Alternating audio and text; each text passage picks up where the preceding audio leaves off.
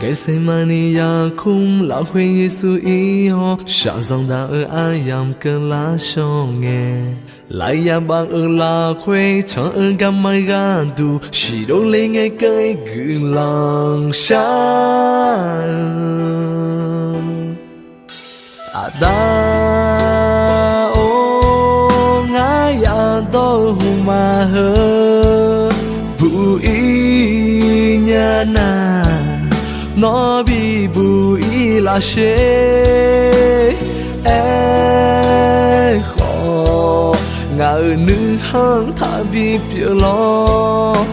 đã nữ nơi thả chỉ bị biểu lo nữ cha nơi rằng là huế Giêsu lên nghe rằng lần từ yêu khá tháo cho cả ya mò mô chú chúa chê gàng lên nhà đi gà đủ yo bước bước cho kỳ làng sao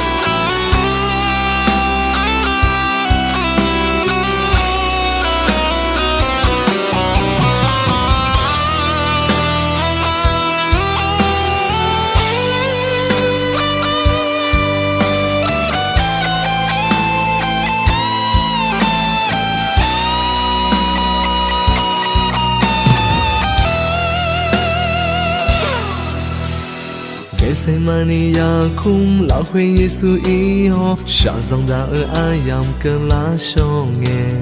lại ya bang ở la khuê cho ở gam mai ga du chỉ đâu lấy ngay cái cứ lòng xa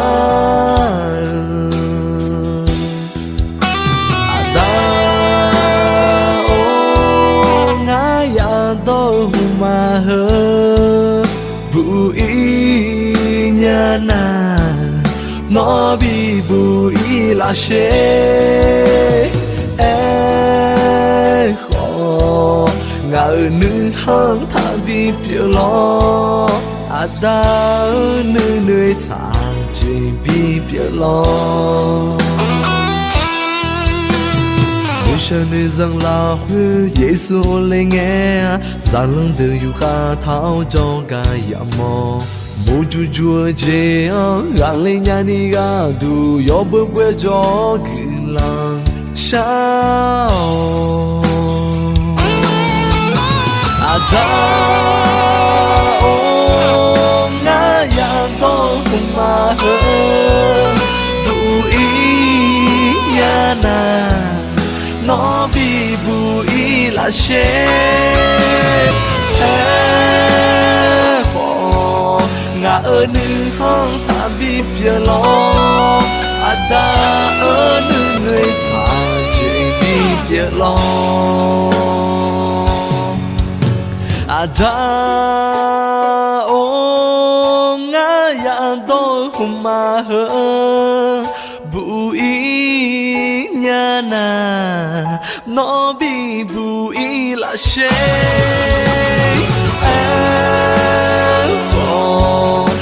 ở nữ hăng thả bị bia lo đã ở nữ nuôi thả chỉ bị bia lo